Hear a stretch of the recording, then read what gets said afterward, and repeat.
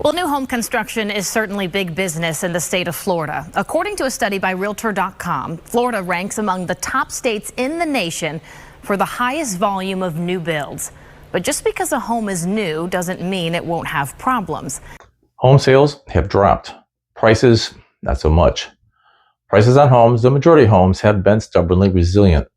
With the rates around the 6 to 6.25 range, nobody wants or can afford to buy a pre-existing home. Sellers are not getting what they want, so they're delisting the homes. A growing number of homeowners who have recently listed their properties are now choosing to remove them from the market rather than lower their price.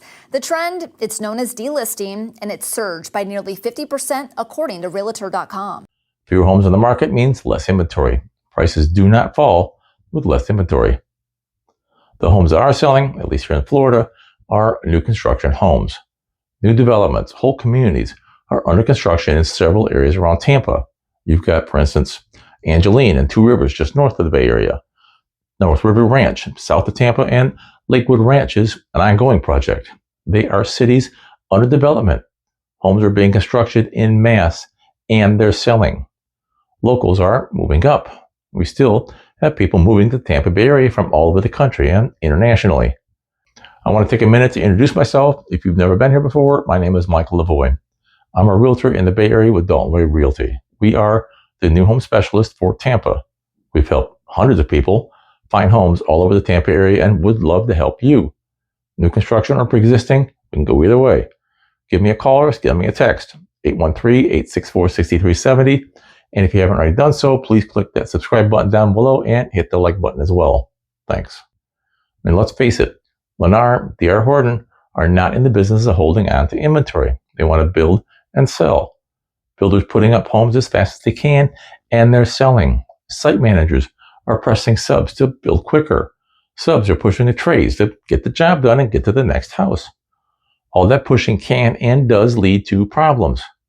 Problems with new home construction and a new home. How can there be problems? So if it failed, you could have a significant collapse, and it could be catastrophic. I don't want to scare you away from buying new homes. In fact, they're probably some of the best options for a lot of people. People are on the fence and have been about buying homes. They're waiting for prices to drop 40 to 50%. Personally, I don't see that happening, but that's a topic for another video. Pre-existing home prices have remained stubbornly resilient. Mortgage rates have come down from their highs last summer, but are still a national average just over 6%. That's a lot higher than people are willing to pay. Those two issues are the main reason people are turning away from pre-existing homes in favor of new construction homes. New home builders are giving concessions in the form of cash to be used to offset closing costs or spent in the design center on upgrades. They're also able to buy down interest rates. Two families I've been working with just received their pre-approval for a mortgage. One was at 4.75 and the other was 5.4%. That's almost impossible to get that low of a rate out in the real world for pre-existing homes. The builders are throwing in $25,000 to the one couple for closing costs. Those deals are hard to say no to, but are they really that good of a deal? One of the pluses of buying a new house is that the house is, well, new, brand new, never been used appliances. You don't have to worry about spending $20,000 to $25,000 next year to replace that roof. Same concept with the HVAC. That air conditioning equipment is new, under warranty. But that newness can come at a cost. Building material, labor, the land itself, all those parts get more expensive every year. That new home will normally come at a higher price, and the longer you wait to buy, the price is going to go up. The lot premium itself, it can go up by 1/4 point every month. Then you're going to have those pesky after moving expenses. When you buy a new home, you're buying a shell. Sure, it's going to have walls and doors, windows. What about window treatments, aka curtains, blinds, or wall treatment? The actual home you take possession of will have hospital white walls throughout. When you're walking through the model home, they make that thing designed to make you want it for your own as is. They start that process when you walk up to the front door, like that beautifully designed landscaping. That does not normally come with the home. The really nice wall treatment, no, not in the basic cost of the home. The vast majority of home builders use builder grade material. Some of that's acceptable, some not so much. You could upgrade, you could pay to upgrade, but that can be expensive. You could easily add 15 to 20% of the base price of the house to the final number. I have a video on that. Watch it before you go to the model homes. And I haven't mentioned the furniture you're more likely going to have to buy, especially if you're moving from out of state. Your beautiful New England style dining room set is probably not going to fit into your new lifestyle in Florida. It might, but most of the time my suggestion is to sell or give away whatever is not a family heirloom. Buy new furniture when you get into your new house here in Florida. Moving furniture that you might wind up throwing away is another hidden cost. Moving a house full of stuff is not cheap. Real estate has always been location, location, location, and it still is. As communities complete development, those developers need to build more homes. That's their business model. And they're out looking for land. They're buying a lot of land. They put up hundreds, if not thousands of homes. So they're looking for large tracts of land. The land they bought a year ago, 5 miles from an epicenter, is full of homes now. So now they have to buy more vacant land, say 6 to 8, 10 miles from a center. That distance is both good and bad. On the good side, the land is less or not as expensive as something closer. That helps keep the cost of the new home down. And let's do an example. Here's Tampa, the epicenter. Here's Wesley Chapel, about 24 miles away. Here's Zephyrhills, about 35 miles away. The difference in the price of the home can be upwards of $30,000 simply because Zephyrhills is 10 miles farther away from Tampa. People buy homes without looking at their lifestyle. Let's assume you live in downtown Tampa. Buying a home in Zephyrhills is going to make your daily commute to Tampa close to an hour during peak times. That would be twice a day. Same thing applies to getting to see the Bucks play or the Lightning play or going to the beach. You need to seriously consider what your life is going to be like no matter where you decide to buy.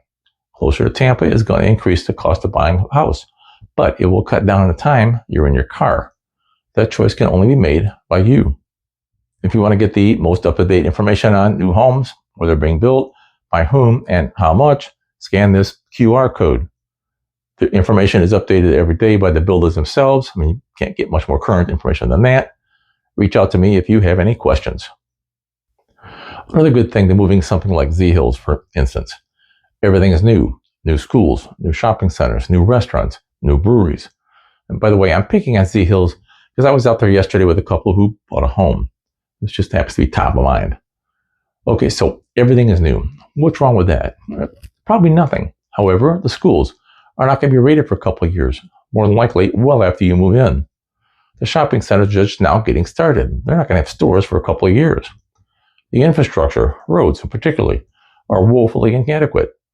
The county and the state are definitely working on that. State Road 52 has been widened 3 lanes east of I-75. They plan on extending that on the west side all the way to US 41, but that's going to take years to get done. 301 south of Tampa is not much fun during non-peak hours. It's a complete mess during rush hour. Again, they're working on it. One day it will be a 6-lane divided road. Until then, you just don't even want to know. Mass transit is non-existent. And let's be perfectly clear, none of these communities are walkable. Yes, they're going to have hiking trails and walking trails, but if your intention is to leave your home, walk over to the nearest barista, and get a cup of coffee and leche in the morning, it's probably not going to happen. Some communities are going to have a clubhouse that might have a coffee shop or a small cafe. That's going to depend a lot on the HOA, which is a great segue into my next issue. Most of these communities are going to have an extra tax or a fee. No matter how you put it, it's going to add to the cost of living there. Almost all will have an HOA and an HOA fee. Depending on what that community offers, that HOA fee could be from $80 to $500 a month. The couple I was with yesterday, they're looking at $79 a month. That includes a modest clubhouse, a pool, some walking trails, and pickleball. It does not include a lagoon or a swim-up bar or a tiki hut. That would be in the $500 a month HOA community. Someone has to pay for the infrastructure in the community, the roads, the sewers, the common area, streetlights, the stuff that everyone benefits from. That someone is the residents of the community.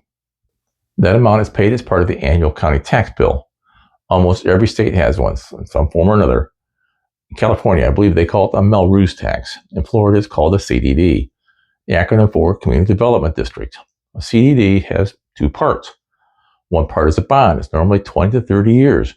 That is used to build the infrastructure. The other part is ongoing management fees. The streets, they're going to have to be maintained. That costs money. Let's talk about resale and depreciation. I bet you never thought I'd put depreciation and real estate in the same sentence. Well, in homes where the community is still under construction, they tend to depreciate slightly and stay undervalued for a short period of time. I mean, think about it.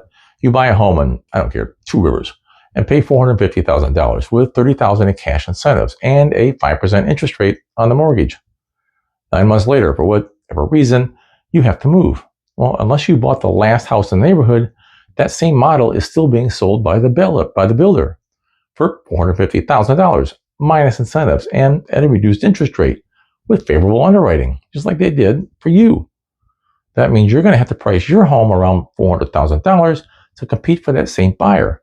That is called depreciation, and it's going to continue like that until the building stops. Even then, it's going to be a couple of years before you recover 100%. The other problem you're going to have is the other homeowners in the neighborhood who are trying to sell. I've had this happen several times.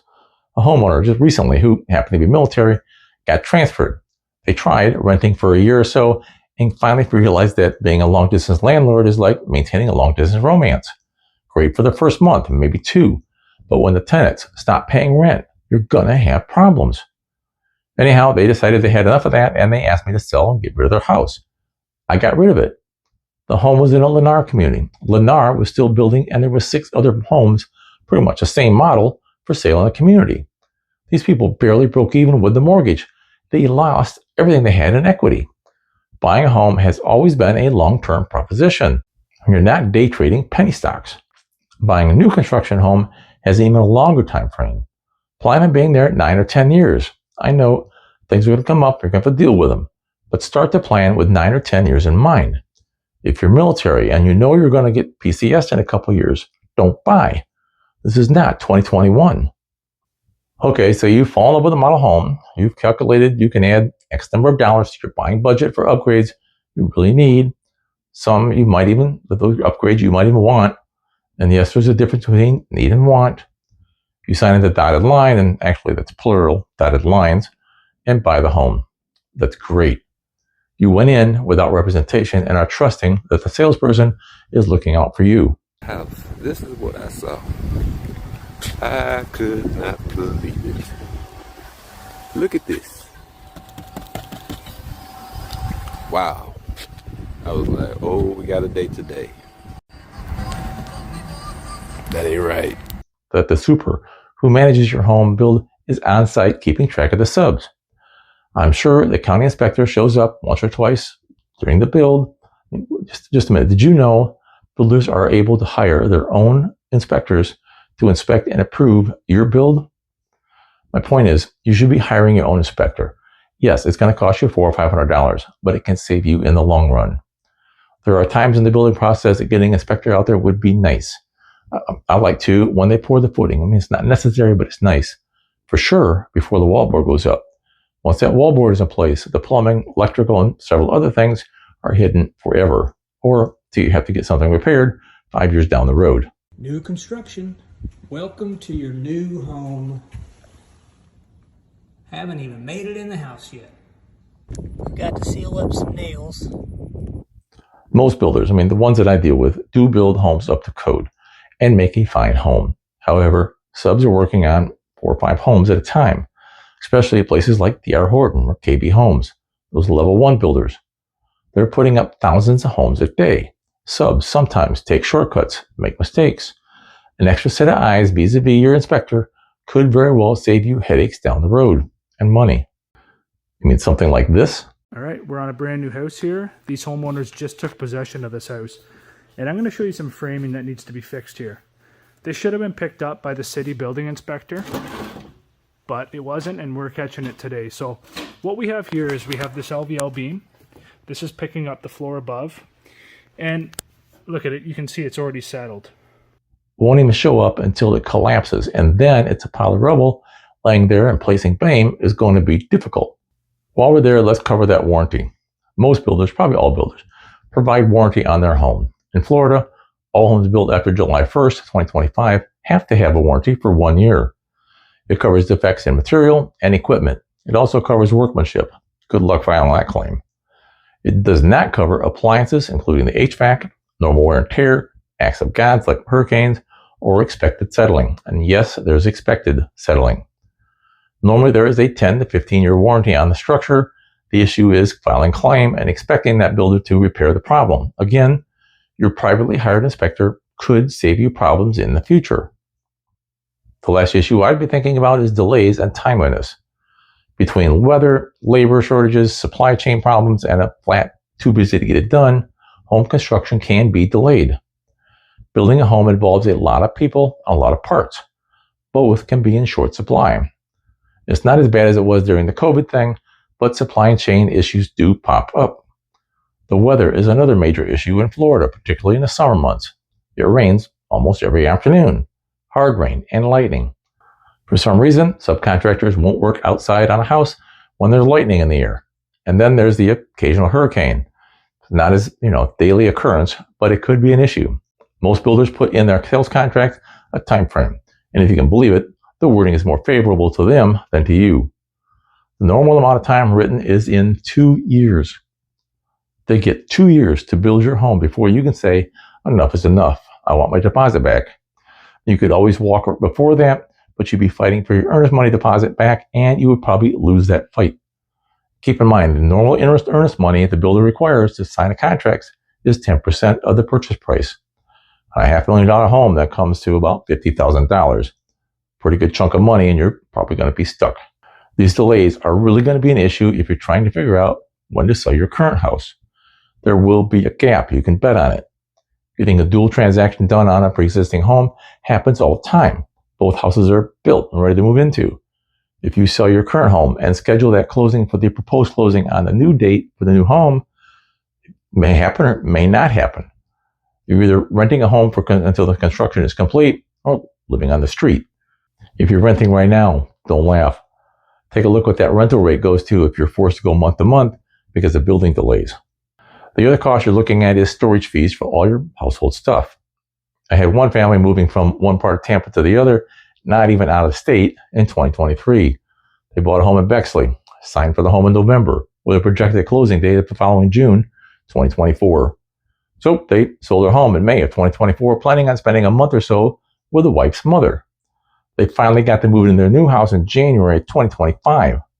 That's 2 adults, 3 high school age girls, and 6 months of living with the mother or grandmother, depending on your point of view. So new homes have several pros and several cons. Each person is going to look at it differently and decide if it fits their lifestyle. Location and cost are the biggest hurdles, but that can be worked on. If you'd like to talk, give me a call. I'd be happy to go over how you would be affected, what goals you have, and where you might want to start looking. My name is Mike Lavoie. I can be reached at 813-864-6370 by voice or text. My contact information is down below. Let me know if I can help. See you in the next one.